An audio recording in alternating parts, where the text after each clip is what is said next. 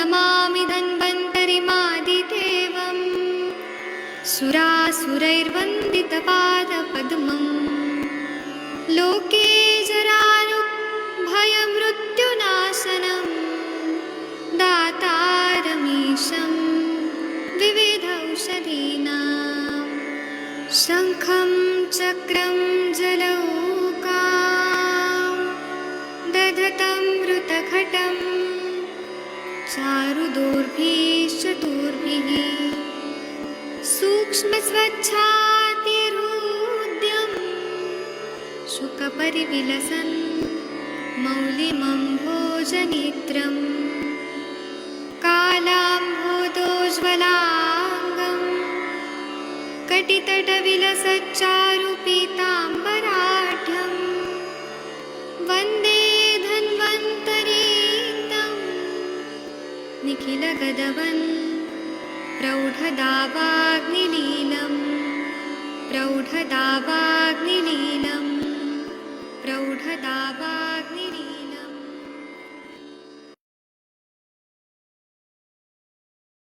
प्रणाम सभी लोगों को। आज का जो लेक्चर है वो कॉमन लेक्चर नहीं है, ये एमडी संहिता का सब्जेक्ट है। जिन लोगों को इंटरेस्ट है वो लोग जो रुकिए, जिनको इंटरेस्ट नहीं है और जिनको समझ नहीं आए वो लोग लीव कर सकते हैं।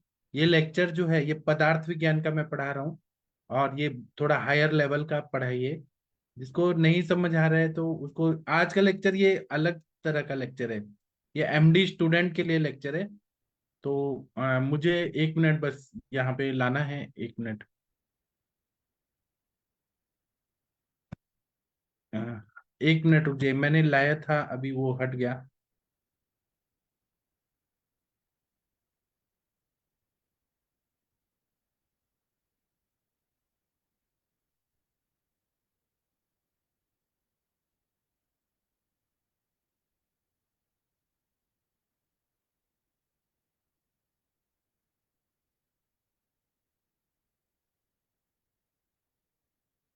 मुझे बस 2 मिनट का टाइम दीजिए, मैं लेके आता हूँ फिर से।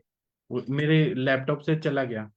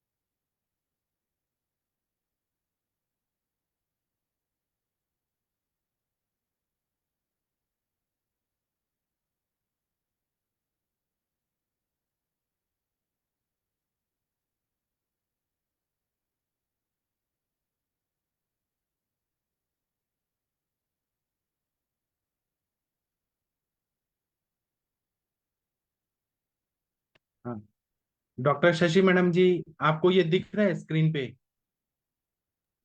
जी सर, गुड इवनिंग सर। जी सर। हाँ, आपको यही पढ़ना है ना, सप्तदश ताच्छिल्य। जी सर। इसका मतलब ये है, मैं पढ़ता हूँ या आप पहले पढ़िए, मैं उसका अर्थ बताता हूँ। या मैं पढ़ूं, आप क्या चाहती हैं? मैं पढ़ूं कि आप सर पढ़ें? आप पढ़ो, आप बताओ। हाँ ठीक है। तो इसका मतलब है, ये 2 शब्द से बना है, तत् प्लस शील। तत् मतलब वैसा ही, जैसा है वैसा ही। शील मतलब उसके स्वभाव वाला। तो मतलब जैसा जिसका स्वभाव है उसको हम तत्शील कहते हैं। भाववाचक संज्ञा बनने पर ताच्छिल्य बनता है। भाववाचक संज्ञा इधर होती है।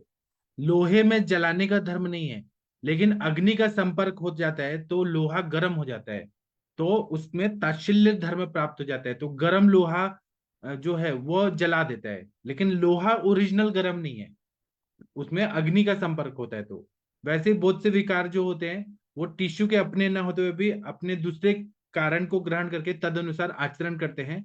इसको हम ताच्छिल्य बोलते हैं। मतलब किसी और का स्वभाव है, जब वो ग्रहण हो जाता है उसको हम बोलते हैं ताच्छिल्य। यह 17 टाइप का होता है। फिर क्या बोला है? किसी एक धर्म के सादृश्य से युक्त भाव का ज्ञान होना ताच्छिल्य कहलाता है। मतलब एक जैसा है, उसके जैसे ही दूसरा जब उसमें भाव उत्पन्न हो जाता है, ताच्छिल्य कहलाते हैं। जैसे किसी अंग में नख अथवा सुई आदि चुभोने से उस अंग के सुप्त होने का ज्ञान सुप्ति निद्रा सदृश के कारण हम लोग लेते हैं। जैसे कि हम बोलते हैं अंग अंग सुप्ति हो गया, पाद सुप्ति हो गया, हस्त सुप्ति हो गया, त्वचा सुप्ति हो गया। मतलब वहां पे अंग सुप्त हो गया है। या फिर हम लोग बोलते हैं जब वहां पे हम नाखून चुभाते हैं या सुई चुभाते हैं, तो वहां पे सुप्ति जैसा लगता है कि वो अंग में सेंसेशन नहीं है। सुप्ति वात प्रकोपक लक्षणों में से एक है, अतएव वात प्रकोपित समझ लेते हैं। इस प्रकार का ज्ञान जो होता है उसको ताच्छिल्य कहलाता है। ताच्छिल्य 17 प्रकार के होते हैं। इसका बहुत ज्यादा महत्व है अपने आयुर्वेद में। मतलब ग्रंथों में इस ऐसे ही रिलेटेड बहुत सारी चीजें बताई हैं, उसको हम समझेंगे। एक मिनट रुक जाइए।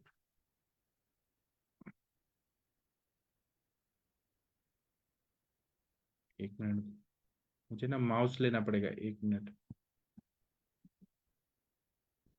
हाँ, तो ये 17 टाइप का है। ताच्छिल्य मतलब सुप्त और सुप्ति दोनों समान है।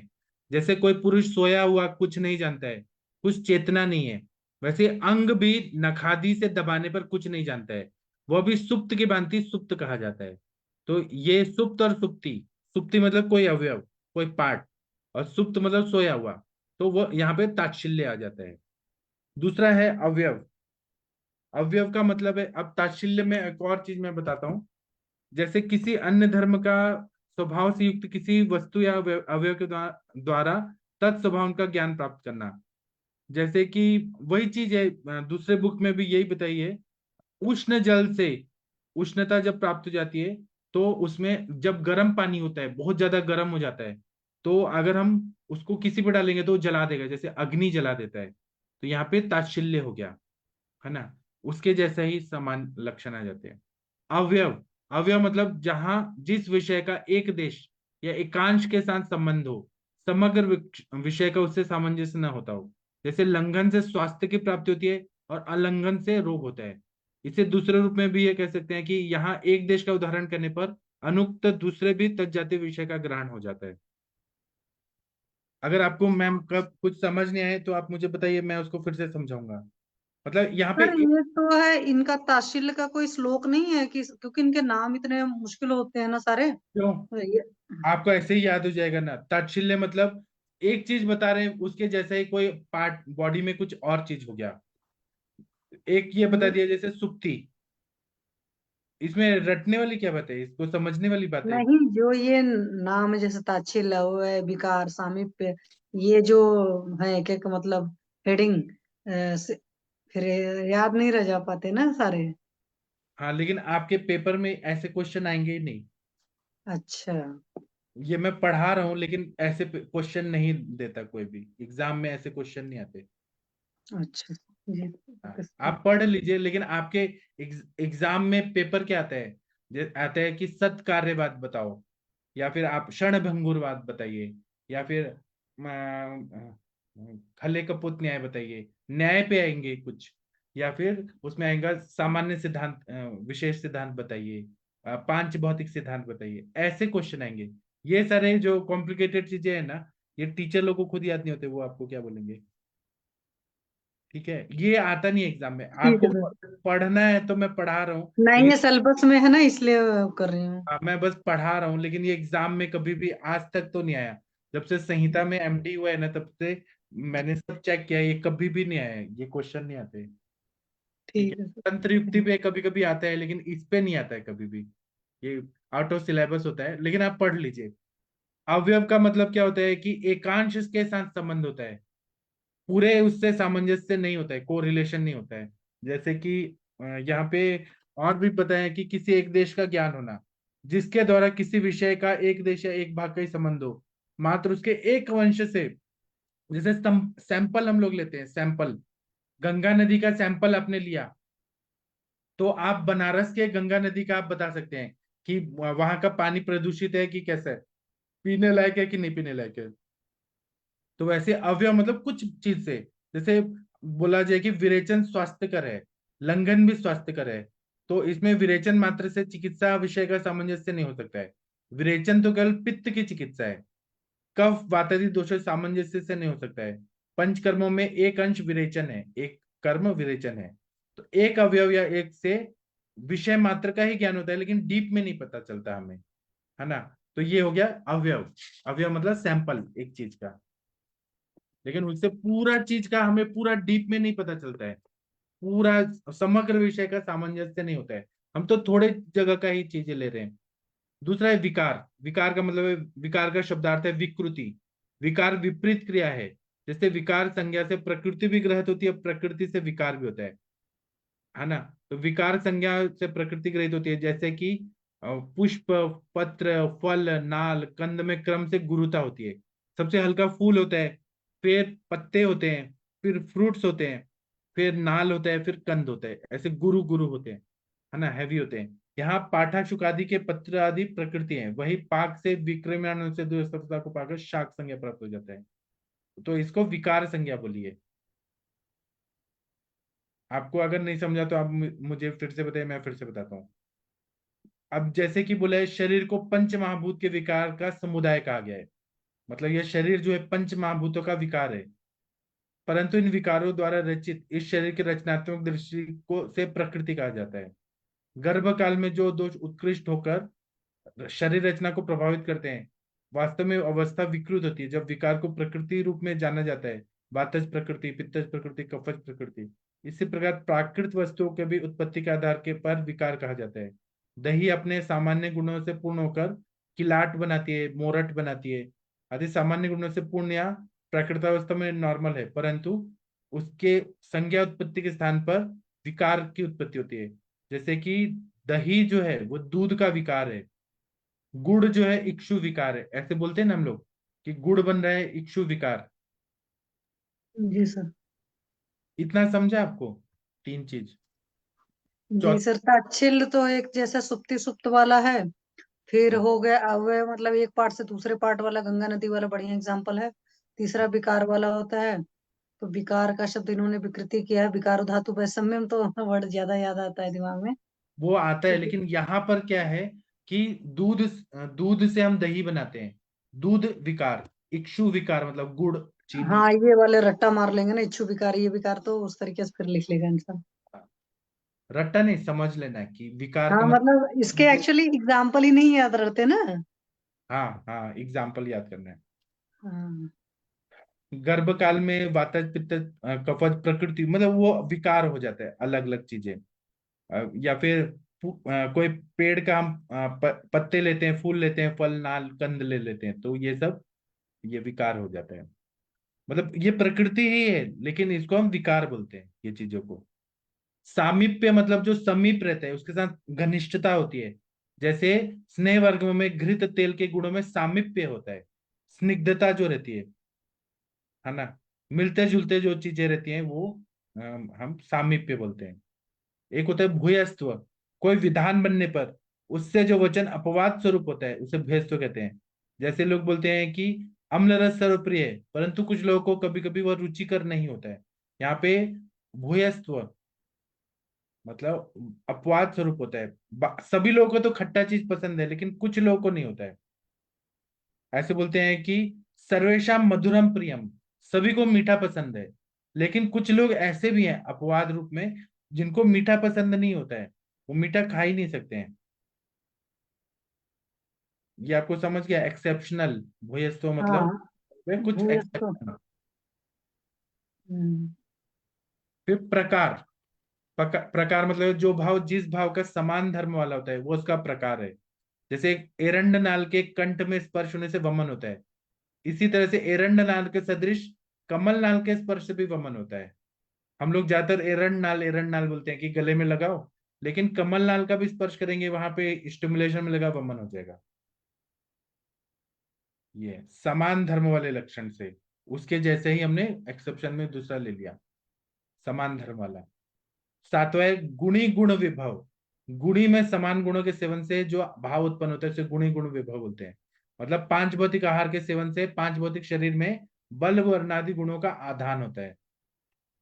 जैसा आहार पुष्टि वृद्धि करो भवती, आहार जो है उससे पुरुष या जीवित शरीर की वृद्धि होती है। जो अन्न हम खाते हैं वो पंच महाभूत वाला है, शरीर भी पंचमहाभूत वाला है, तो उसी से उसकी पोषण होती है। दूध है, सद्य शुक्रग्राम पयः, तो दूध से शुक्र की वृद्धि होती है। घृत से मज्जा की ज्यादा होती है। तो इसको हम समझ सकते हैं कि जो समान गुणों के सेवन से समान भाव की उत्पत्ति होना।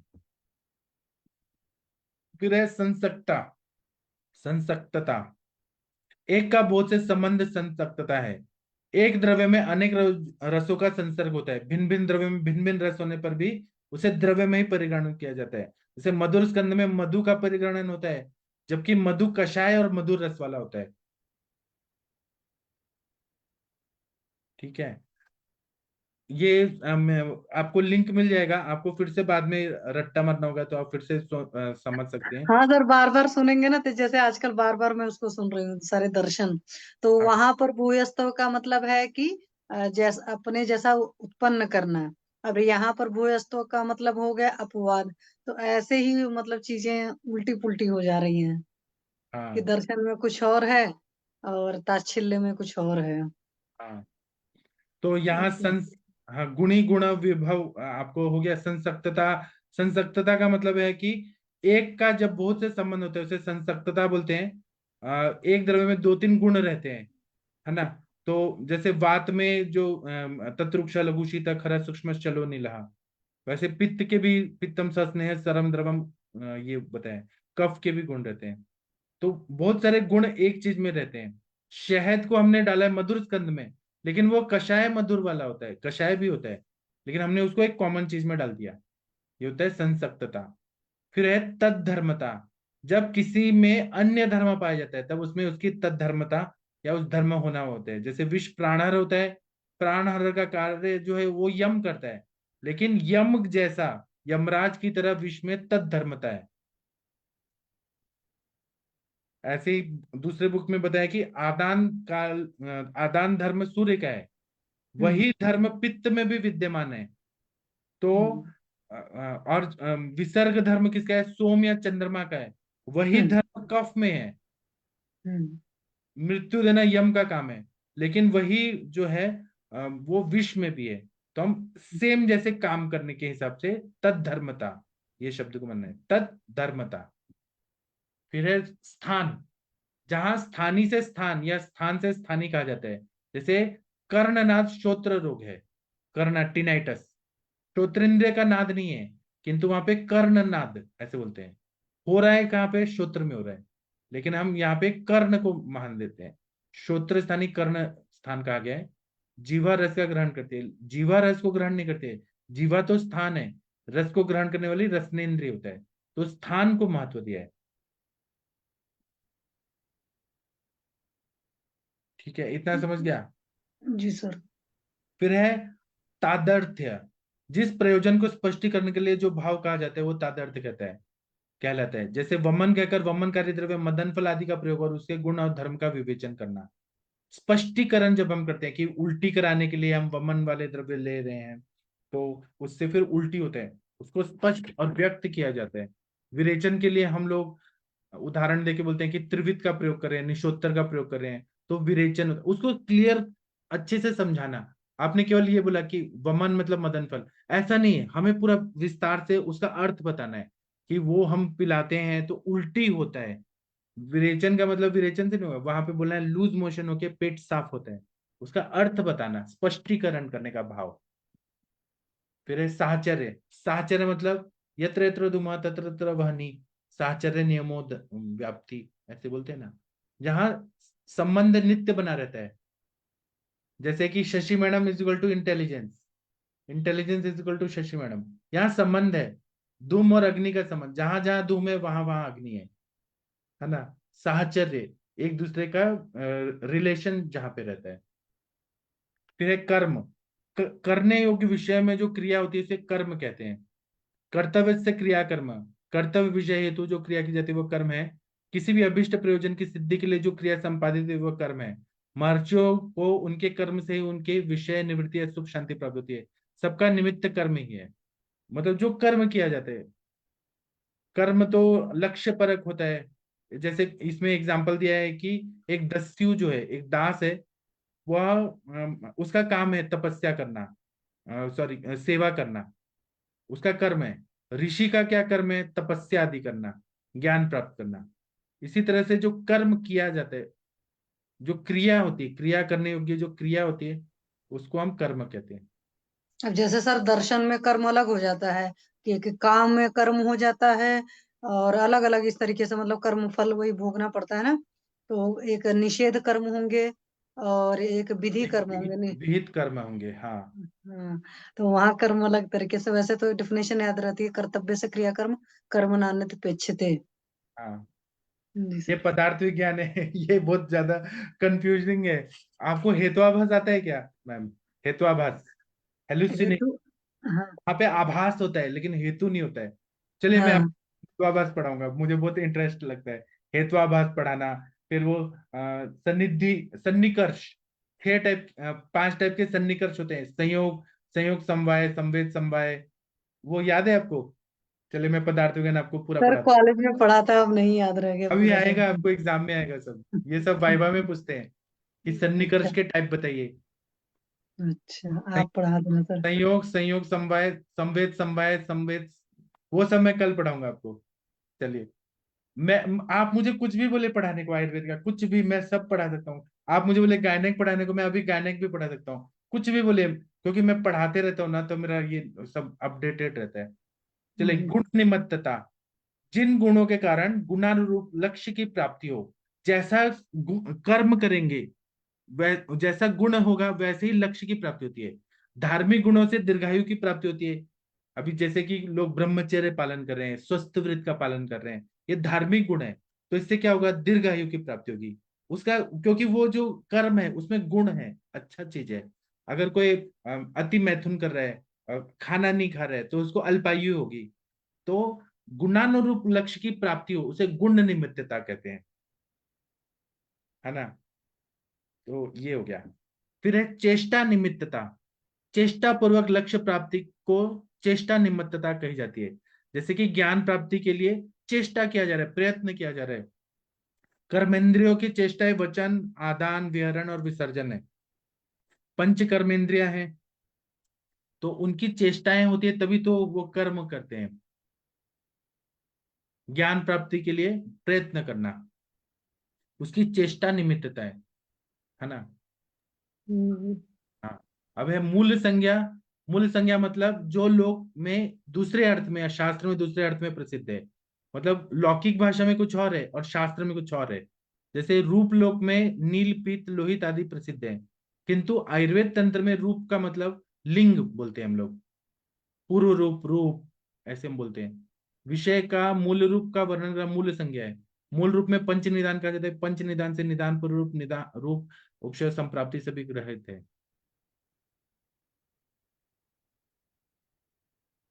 आपको क्या नहीं समझ आ रहा है फिर बोलिए, थोड़ा ऐसे सर ऐसे ग्राफ, तो समझ आता है, सारा दिमाग में रहे। ग्राफ तो करने में आप 2-3 बार इसको देख लेंगी ना, आपको याद हो जाएगा। जी। 2-3 बार रोज सुबह उठ के कर लेंगे, हो जाएगा मूल संज्ञा। फिर है ताशस्त्य। ताशस्त्य, इसका मतलब है किसी विशेष उसमें स्थित होने पर अन्य अर्थ की अन्य ही कल्पना हो जाती है। किसी का कुछ भाव कुछ है, दूसरा भी भाव घटित हो जाने के दूसरे भाव की कल्पना की जाती है। जैसे मूत्र का वेग धारण करने से बस्ती और मूत्र भाग में मार्ग में शूल होता है, यहाँ कारण वेग धारण है। लेकिन बस्ती और मेहन में शूल ना होते हुए भी उस प्रदेश में स्थित होने से बस्ती और मूत्र भाग की चिकित्सा होती है। मतलब वहां पे समीप है वो स्थान। हम लोग को तो मूत्र का धारण किया है, लेकिन वो पेन कहाँ हो रहा है? बस्ती में हो रहा है, मेहन में हो रहा है। मूत्र, तो चिकित्सा हम बस्ती का भी करते हैं, किडनी का भी करते हैं हम लोग, मूत्र मार्ग का भी करते हैं, सब कर देते हैं। अगर दाह है तो पित्त का दाहोत्पत्ति है। दाह लिंग से यहाँ पर अन्य कल्पना की जाती है, औषध कल्पना। ऐसे है। स्थित उस जगह पे वो स्थित है, इसलिए उसकी चिकित्सा की जाती है। ठीक है। इसका एक एग्जाम्पल और बोलते हैं कि हमारे पास कोई एमबीबीएस डॉक्टर थे। वो एमबीबीएस थे, आयुर्वेदिक नहीं थे, लेकिन हम उनको भी पढ़ाते थे आयुर्वेद, क्योंकि वो पास में रहते थे, हमारे साथ ग्रुप में रहते थे, सेशन में आते, इसलिए हम उनको, तो ये तात्सत्य, तात्सत्य ऐसे बोलना चाहिए। चलिए आगे बढ़े क्या, कि रुकना है आपको थोड़ा? ये सब हाँ ओवर तो दीजिए। हाँ, ये पढ़ा दीजिए, या तो फिर कल पढ़ लेते हैं। नहीं, मेरे को कुछ नहीं है, मैं आपको कंटिन्यू रात भर पढ़ा सकता हूँ, आपको जब तक पढ़ना है पढ़िए। आपका ग्रास्पिंग वो होना चाहिए, जो मैं पढ़ा रहा हूँ आपको वो होना चाहिए। जी सर। पढ़ाऊं? चलिए सर, थोड़ा पढ़ा दीजिए। एक विंशति आश्रय, आश्रय द्वारा शास्त्रों के क्रमहीन, प्रसंग रहित और गूढ़ अर्थों का परिज्ञान होता है। मतलब जो क्रम से नहीं दिए, है ना, क्रम से नहीं दिए, उल्टा पुल्टा ऊपर नीचे दिए, उससे हम लोग समझ सकते हैं। ये आश्रय, आश्रय चीजों से प्रसंग रहित कुछ चीजें हैं, वहां पे उनका कॉन्टेक्स्ट नहीं है, रेफरेंस टू कॉन्टेक्स्ट नहीं है, लेकिन हम आश्रय से समझ सकते हैं। और या गूढ़ अर्थ कुछ बताया गया है, तो वहां पे वो आश्रय है, इसीलिए हम लोग गूढ़ अर्थ को भी समझ सकते हैं। इसके अतिरिक्त शास्त्रकार अन्य ग्रंथ लिखते समय अपने विचारानुसार कुछ विशिष्ट नियमों अथवा शैली का आश्रय लेता है, अतः इसका ज्ञान भी शास्त्र के ज्ञान के लिए आवश्यक होता है। अरुण दत्त ने 20 आश्रय लिया है। मतलब आप जब अरुण दत्त की सर्वांग सुंदर टीका हम लोग सुबह पढ़ते हैं, तो उन्होंने इनका प्रयोग किया है। तंत्र युक्तिकार ने उपधालोक नाम से एक और आश्रय को उल्लेख किया है। इस बार आश्रय 21 है, 21 है। एक विंशति, विंशति मतलब 20 और एक मतलब 21। अब ये बोला आदि लोप, मध्य लोप, अंत लोप, उभय पद लोप, आदि मध्यांत लोप, उपधा लोप, वर्णोपजनन, ऋषि क्लिष्ट, तंत्र शैली, तंत्र संज्ञा, प्रकृताख्य, समान तंत्र प्रत्यय, परतंत्र प्रत्यय, हेतुक धर्म, कार्य कारण धर्म, आद्यंत विपर्य, शब्दान्यत्व, प्रत्याख्य धर्म, उपनय, संभव और विभव। आदि लोप, आप दिलों का मतलब ये केवल समझिए, रट्टा मत मारिए कि आपको पेपर में लिखना है, ये आता होता कुछ नहीं है, ये कुछ नहीं आता है। अगर किसी ने पूछा आपको वाइवा में तो ही हो सकता है, लेकिन ज्यादातर ये आता नहीं है पेपर में कुछ भी। आप रट्टा मत मारिए, बस समझ के लीजिए। अगर पढ़ना है रटना है तो अच्छी बात है। चलिए, आदि लोप का मतलब है कि सूत्र अथवा पद के आदि में अथवा पूर्ववर्ती शब्द का लोप होना, आदि लोप कहते हैं। जैसे धारण कहते हैं या उदीरण कहते हैं, यहाँ पे पूर्ववर्ती वेग, वेग का लोप है। हम वेग को नहीं बोल रहे हैं, हम छोड़ देते हैं, हम बोलते हैं धारण करना या उदीरण, वेगाना धारित ना उदीरित। तो पूरा वाक्य वेगोदीरण, दीरण मतलब जोर लगाना या वेग धारण करना। जब लुप्त शब्द के ज्ञान होने पर पूरे वाक्यार्थ का ज्ञान होता है, तो उसको हम, जब हम बोलेंगे ना धारण, क्या धारण, वेग धारण, उदीरण मतलब वेग, तो पूरा वाक्य ये है, लेकिन लुप्त शब्द है, आदि लोप हो गया है। इतना समझ गया? फिर है मध्य लोप, मध्यवर्ती शब्द का लोप रहना मध्य लोप कहा जाता है। यहाँ पे क्रम नहीं दिया है, यहाँ पे प्रसंग भी नहीं है, कुछ भी उल्टा पुल्टा है, लेकिन हमें समझ के लेना है। मध्यवर्ती शब्द का लोप रहना मध्य लोप कहलाता है। जैसे अन्न अथवा द्रव्य विज्ञान में मध्यवर्ती स्वरूप अथवा द्रव शब्द लुप्त है। अन्न द्रव या द्रव द्रव्य, पूर्ण पद अन्न स्वरूप विज्ञानी है, लेकिन या द्रव द्रव्य विज्ञानी है, लेकिन वो अन्न विज्ञानी बोलते हैं या द्रव्य विज्ञानी बोलते हैं। मध्य का लोप कर दिया जाता है।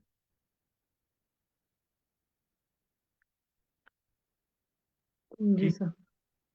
अभी ऐसे ही दूध, दुग्ध वर्ग बोलते हैं, है ना, तो वहां पे दूध, दुग्ध विकार वर्ग बोलना चाहिए, लेकिन विकार शब्द हटा देते हैं, दूध से बने हुए चीजें, विकार शब्द हटा देते, बोलते हैं दूध वर्ग। ऐसा नहीं होता है। इसी तरह से रस पाचक, रक्त पाचक जो बोल रहे हैं, असली होना चाहिए कि रसगत, आम का पचन करने वाला रस पाचक, लेकिन वहां पे बीच हटा दिया तो बोल दिया रस पाचक। रस का क्या पाचन करना है, आम का पचन करना है।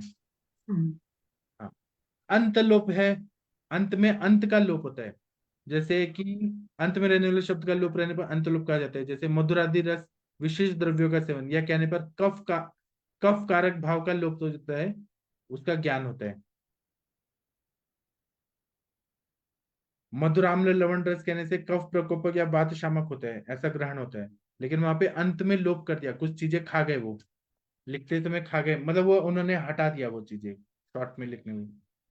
आप भी जब कभी कभी बोलते हैं तो आपको याद है सक्सेना सर कभी कभी बोलते थे, हम लोग कैसे बोलते हैं, सुचेखर रस, आरोग्य वर्धनी बटी, वो ऐसे बोलते थे। सक्सेना सर का याद करिए, बोलते थे आरोग्य वर्धनी दूंगा, मैं आरोग्य दूंगा, फिर सुत दूंगा, शॉर्ट में बोलते थे ना, बीच की चीजें खा जाते थे।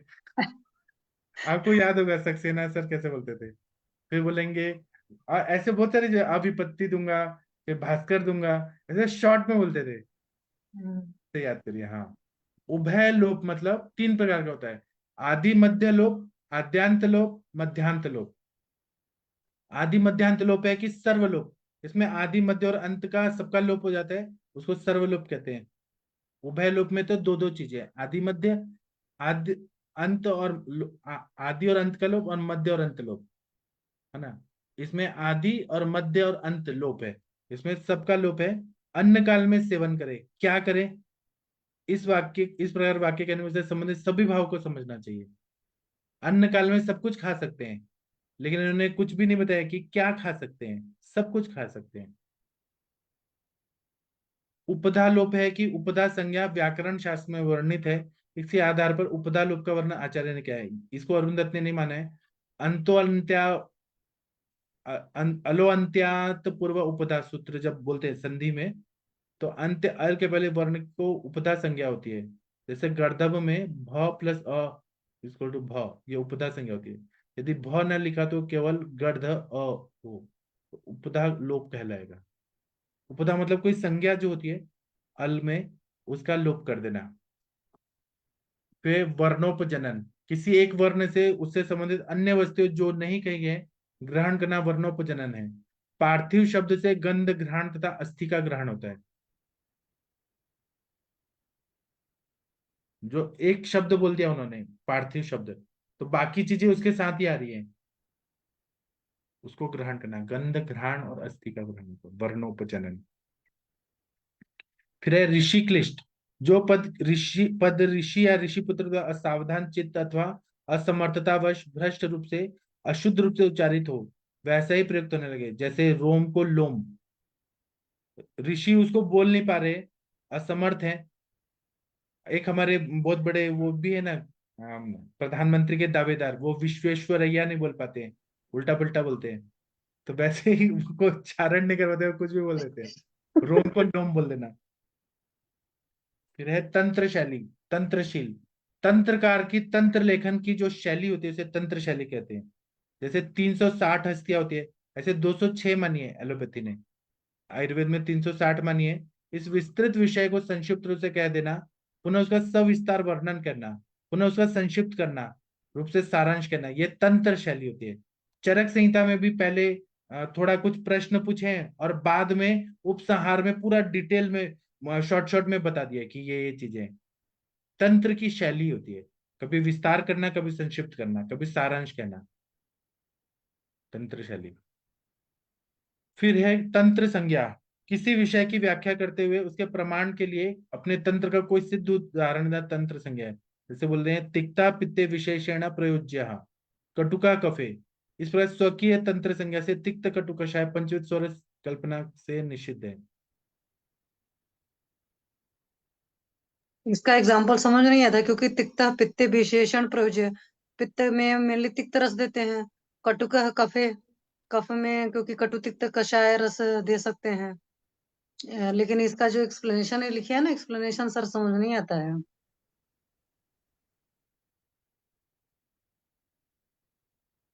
तिक्ता पित्ते, ये तो आपको समझ रहा है, विशेषण प्रयोजक, पित्त में हम तिक्त रस का प्रयोग करते हैं। नहीं, जैसे अपने को संस्कृत तो समझ में आ रही, बट इन्होंने कहा ना कि स्वरासादि कल्पना कर दिया इन्होंने वर्ड एक्चुअली। उससे निषिद्ध है।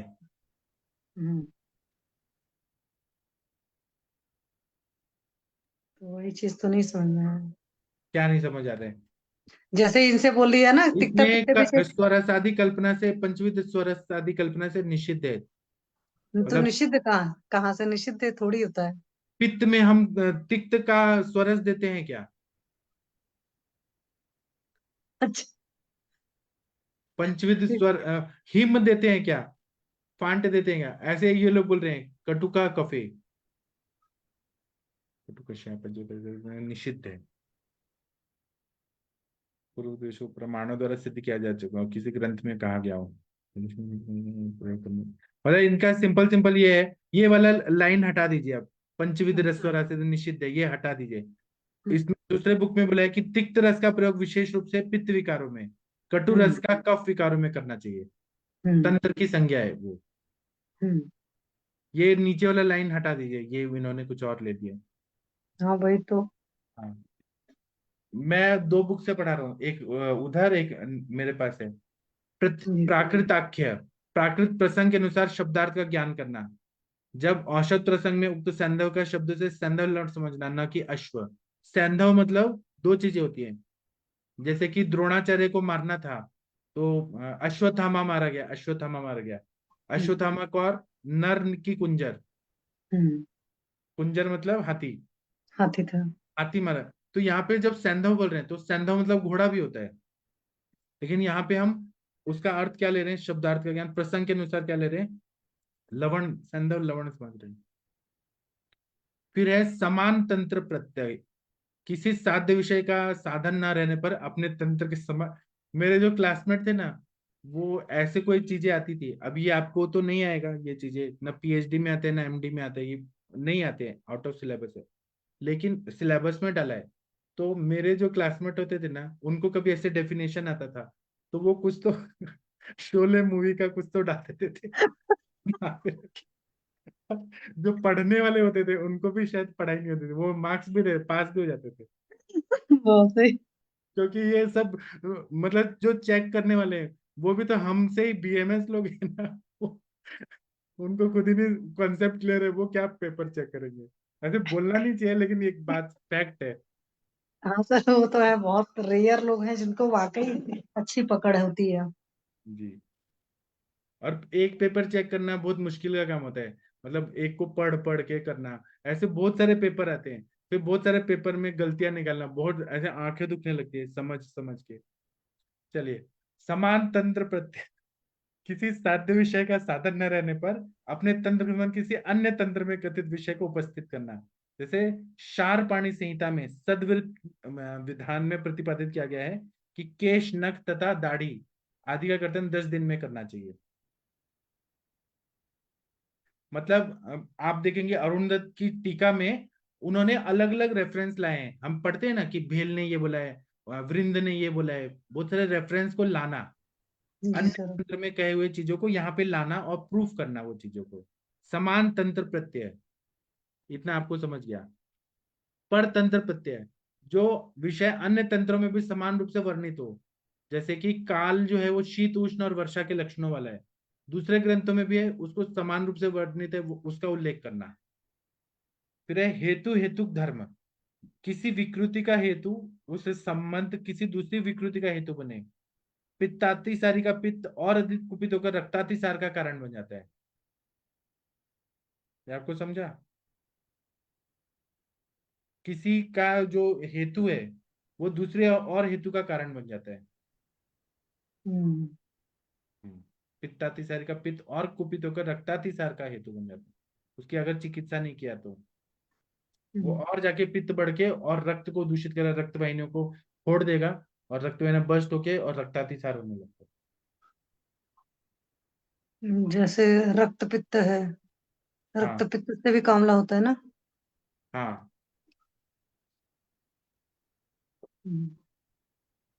पित्त से पांडु भी होता है, हम्म। पित्त से कामला भी होता है, हलीमक भी होता है, लाघरक हम्म। होता है, कुंभ कामला भी होता है। एक जी सर। विकृति का हेतु है, उसमें और विकृति का और कारण भी हो सकता है वो। और कफ है, वो अगर है तो काश श्वास राज्यक्षमा का भी कारण हो सकता है। हम्म। हाँ, और को भी होने से है। फिर 15वां कार्य कारण धर्म, कारण से कार्य और कार्य से कारण उत्पन्न होना, ऐसा निर्देश किया गया है।